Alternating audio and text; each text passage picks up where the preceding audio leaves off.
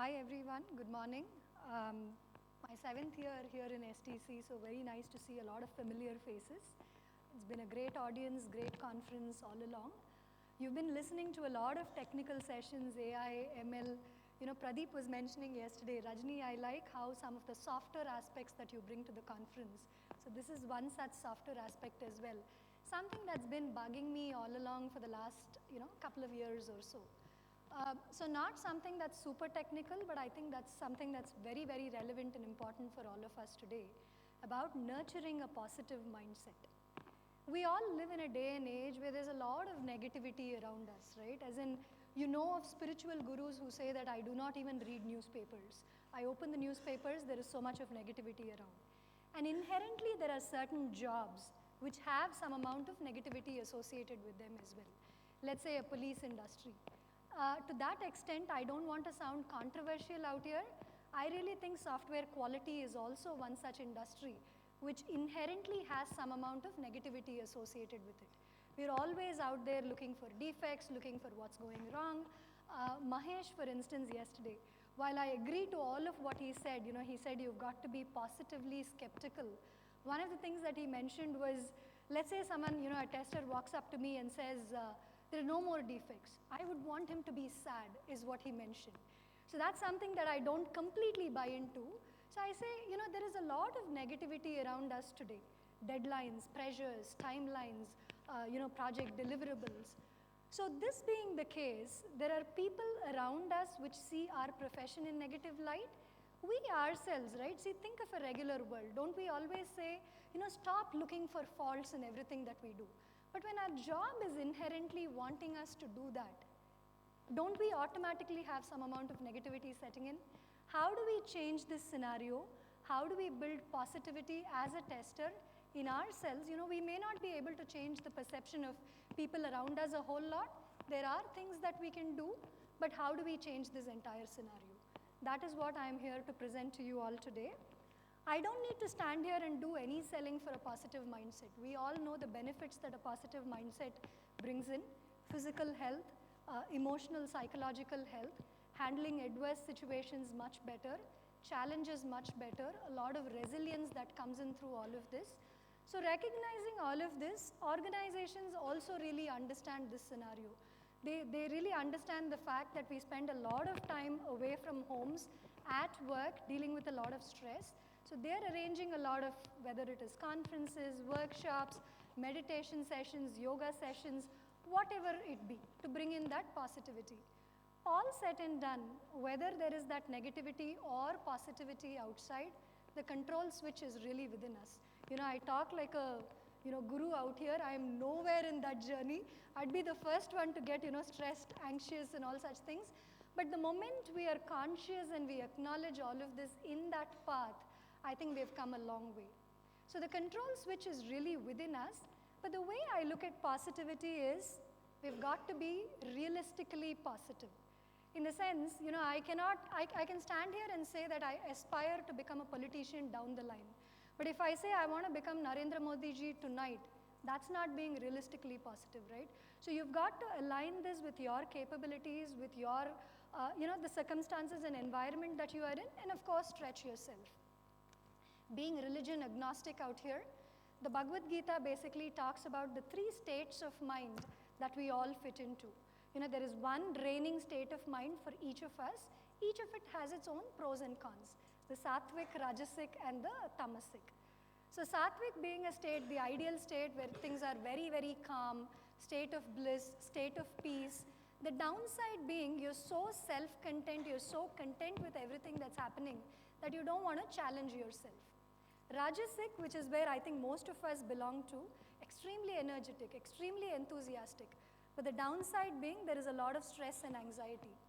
The last being tamas, which is usually associated with dullness, sleep, lethargy, has an upside to it that we all need sleep in the right proportion, the right quantities.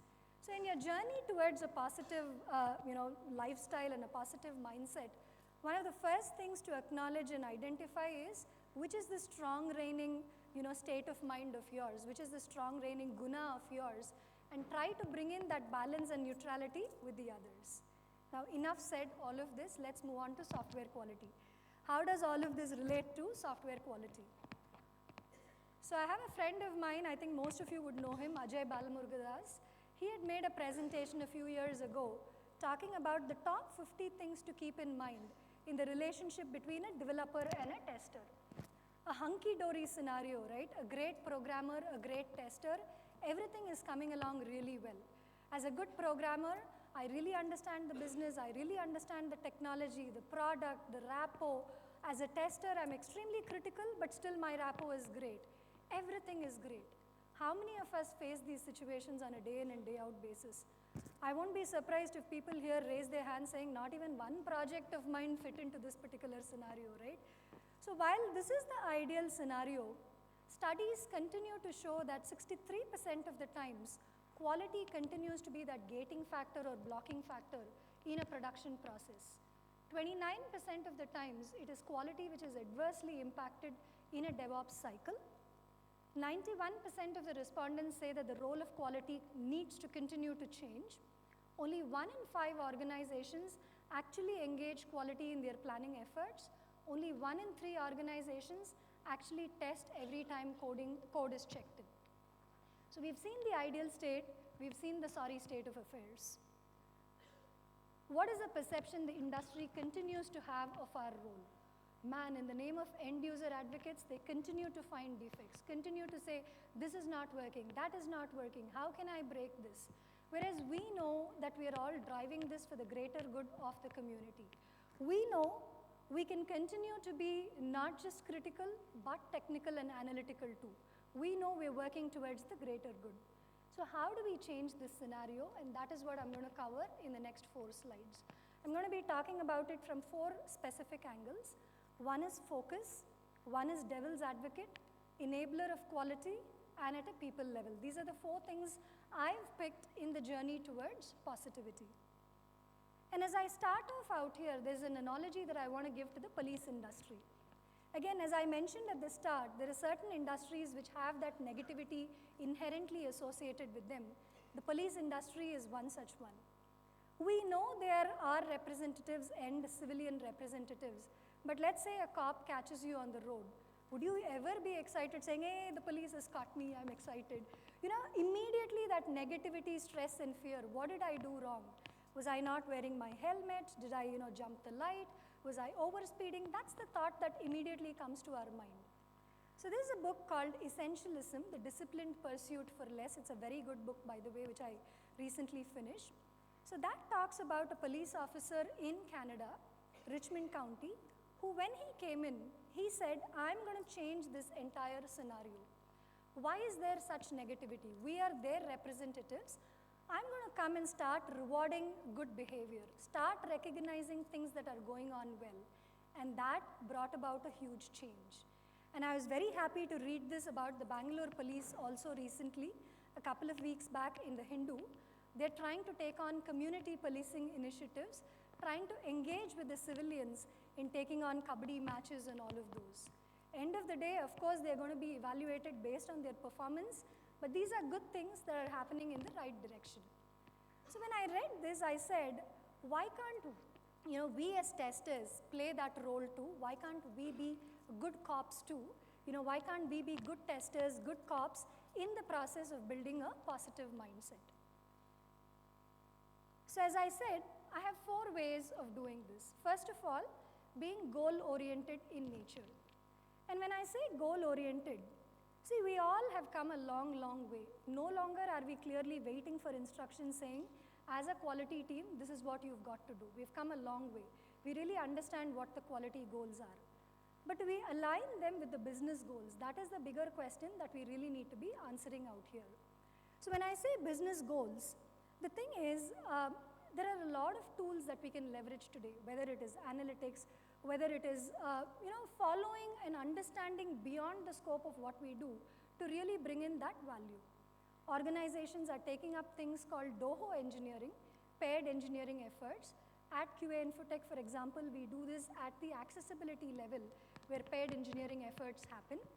And if you really see, this is something, the value chain that we show out here is what the analytics industry has really taken. It has moved on from being descriptive, diagnostic, prescriptive to predictive to prescriptive in nature. And I think there's a very similar value chain quality has to take on as well. We've all come a long way where we no longer just report defects, provide the repro steps, this is where it is happening, to a more diagnostic mode, saying this is where it is happening, why is it happening, to a more predictive nature, saying if this particular feature is checked in, these are the implications that I expect to see, to a more prescriptive nature. If this comes in, these are the issues, this is what the market needs, this is what the end user needs. So if we move up the value chain this way, first of all, there is a huge step that we've taken towards changing the mindset, not just within us, but even at the level of people that we interact with. Moving on, driving positivity by changing perceptions. So when I say changing perceptions at a devil's advocate level, there are two things to keep in mind, right? So we as end users, yes, are the devil's advocate for quality. Excuse me. But when being the devil's advocate for quality, one thing to keep in mind is we can be the devil's advocate without being evil, right? We can still be patient, we can still be in a listening mode, we can still be empathetic to our end users, still be empathetic to the people that we work with, that we really understand where they are coming from. Similarly, we can also be the devil's advocate without being evil, but also the devil's advocate for quality itself. Meaning, when we are working on a certain project, we are the first, so we have to understand that quality is one of the attributes that we are trying to balance with the other attributes of, let's say, time, business requirements, so on and so forth. So why can't we take the effort to really understand, does this defect really have to be fixed in this particular cycle? Can it not wait until the next particular cycle? When we do that, the rest of the team will really start seeing us in positive light. And I'll give you an example out here, right? So I had this particular team working for one of my clients, it was actually Walmart, extremely empathetic about quality, extremely passionate about quality, extremely technical. But in that journey, they lost the bigger picture of really working with the rest of the team. Every particular defect had to be fixed. I'm going to go beat every particular quality-related issue so that I want perfection. So if we understand objectively that quality is one aspect that we are trying to balance with the rest of the business, we will go a long, long way in establishing positivity. So as testers, my humble request in this particular slide is be a devil's advocate without being evil, and be a devil's advocate for quality first at your level itself, because when you do that, you would have shifted not just left, but you would have shifted right as well. The third one, right, we've talked a lot about being enablers of quality. I think this is very, very important. Automation is important. We will continue to do the CI/CD. We will continue to do continuous quality. See, the ratios have really been improving. Gone are the days where we used to have a dev test ratio of a 2:1 tester, dev test ratio 3:1, 4:1. I have teams right now where the ratios are as good as a 7:1 or an 8:1. How are we able to do it? The frameworks are really robust. We are enabling developers take on automation at their level. They are taking on API automation, and this is basically saving us a lot of time in the process. I have business teams who are coming in and reviewing my scenarios, the given when-then scenarios, to really catch quality at multiple stages. And when this happens, I'm not going to be worried any longer saying only 1 in 3 organizations actually have tests every time code is checked in.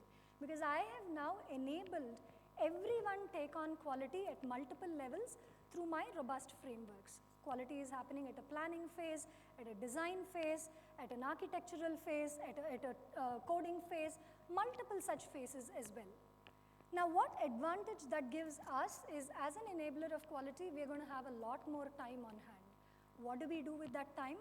We've obviously got to see how to move up the value chain, as we discussed previously, invest in newer technologies. Conferences such as these continue to give us great ideas in terms of what we've got to do, but we've got to make that investment. To give you an example, at QA InfoTech, we have an annual technical summit that happens around August, September every year, kind of like a precursor for STC, if you will. This year we had some very interesting topics on drone-based security attacks. In fact, Vikas was here presenting this topic yesterday. How detox is turning out to be a good solution to APM, how analytics needs to be leveraged by testers in the testing process. So invest that time, because when you do that, automatically you are being driven on a positive mindset. The rest of the team is also going to be able to see you in positive light. So this is the third one in terms of, we spoke about goals, we spoke about devil's advocate, we spoke about enablers of quality. Finally, at a people level. As I mentioned, at a people level, the developer relationship that we have is the most important of all relationships. Personally, I believe as a tester, we have our tentacles spread much more in the team than anyone else. Let's say a developer, let's say a designer. We have the most number of touch points, and we've got to take advantage of those touch points. So let's say, at a people level, when we invest that time and effort, it is not just about reporting the defects, but it is also about positively acknowledging the behavior of others in the team. Raise of hands out here. How many of us have gone to our developer and have really told him, hey, you've done a great job in this particular module. Excellent. Excellent to see a few hands out here. The module quality is great out here. Your fixes have been so thorough. Your fixes have been on time that my regression cycle has really come a long, long way. Take that effort. The perception about our role will significantly change. And now if the reverse happens back to us, great. If they come back to us and say that you've done a great job, well and good, great. But if that does not happen, don't wait for it. Don't look for it, because you have several tools today, whether it is analytics, user forums, conferences. You can go find out areas where the quality is doing really well, pat yourself on the back. If you're able to objectively detach yourself from this entire process, you come a long, long way in the journey towards positivity. And I'll give you an example out here. I have my general physician, an extremely, a lady who always looks happy, positive, energetic, cheerful.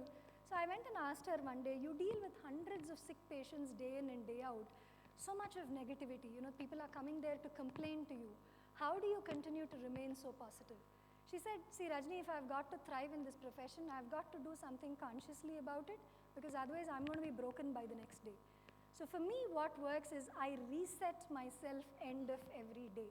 Now, reset does not mean she forgets the patient's history. She's able to go back and connect to the patient exactly at that point the next day.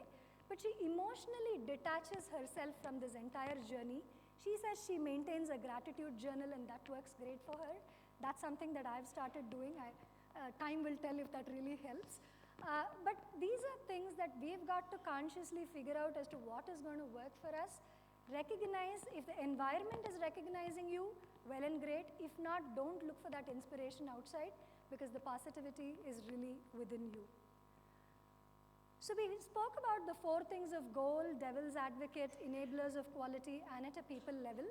This is one more book I want to talk to you all about, a book called Ikigai, or the purpose or one's true calling out here, right? Excellent book again.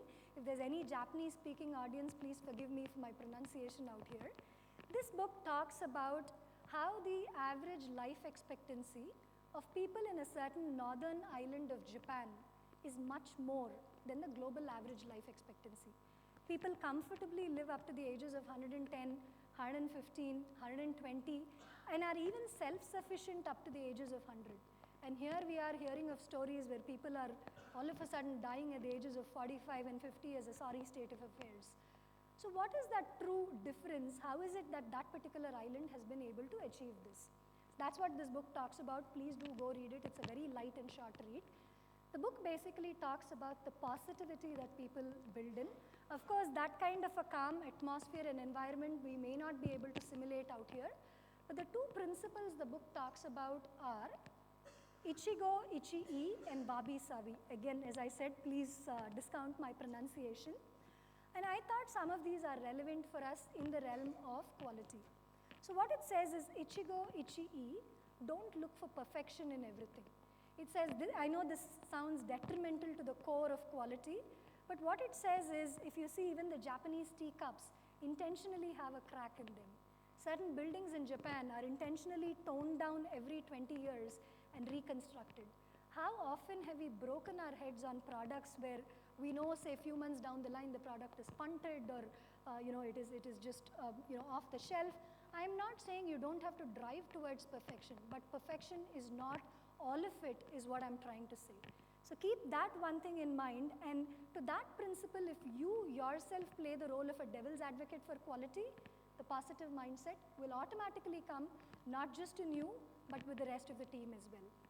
The other is wabi-sabi. What they're saying is, in this drive towards positivity, don't lose that current moment. Work on building on your rapport, the collaborations that you have within the team, and that will go a long, long way in your calling or in your passion towards quality, which is the core Ikigai. So when I was bringing this topic, right, obviously I had my own confusions too in my mind. Is this the right thing for me to take? I know, this kind of, again, defeats the core principles of quality to some extent, but nevertheless is still a very important thing. So I said, let me go talk to my team, some of my team members, to see what their thoughts are. And that was reassuring for me to hear, right? Some said we look as challenges as opportunities. Some said we work with the sense of oneness, trust, and transparency. There was a visually challenged engineer who said, I really appreciate the diversity that every opportunity brings to the table for me. And one of them basically said, which is this one? Yeah, this one by an ethical hacker.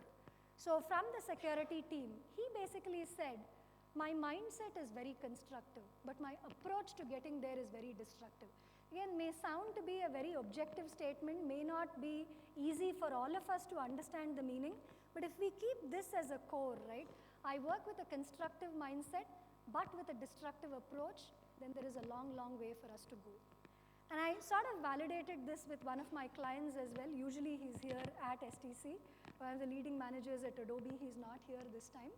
He said, Rajini, today's day and age, calmness and composure is really becoming difficult for all of us. Positivity is what is going to help us get there. But if we can somehow convince the team that we show the mirror to them, but do it in a very amicable manner, in a very objective manner, then there is no stopping in this journey of positivity. So these were few thoughts from them that I wanted to come and share here today. Today's day and age, again, I don't have to again stand here and say that change is inevitable. A lot of things which are not really in our control. The only thing which is going to help us ride this wave with all confidence, with all diligence, is the drive towards positivity. And to that extent, what I want to say is whatever I have mentioned out here may not exactly apply for all of us, right? What is important is for us to acknowledge and be conscious of the fact that there is negativity around. Positivity is what is going to help us really go strong. What is that map that is really going to work for me? Some of the things could be start each day afresh, acknowledge good things even if they are small, bring in humor in whatever we do, work towards collaboration. But in that process, please, I am not saying don't take quality lightly. Be very hardcore about quality, but don't necessarily look for perfection. Continue to see how you can move up the value chain. There are other elements that quality needs to be balanced with. Recognize that and work towards a journey of positivity, because when we do that, in line with the conference's theme, we are not just going to think, transform, and thrive in an intelligent future. I think we've all got to think, transform, and thrive in a positive future. That's the only thing we can really pass on for the generations to come.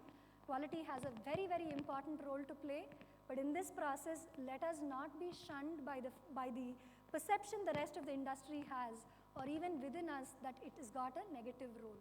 It may have a negative role. Let's be conscious about it and continue to work towards positivity. That is all I had to share with you all today in this journey towards positivity. I know it's a light topic, but I said it's going to be an important topic for me to take to you all. So I think I have a few minutes for questions, if any. No? Running late? 2-3 minutes, any questions? Hey, I finished 5 minutes before you. It's all a balance, right? It's all neutrality. Well, again, as I said, I'm no spiritual guru, but I'm also trying and learning practices in this journey towards positivity.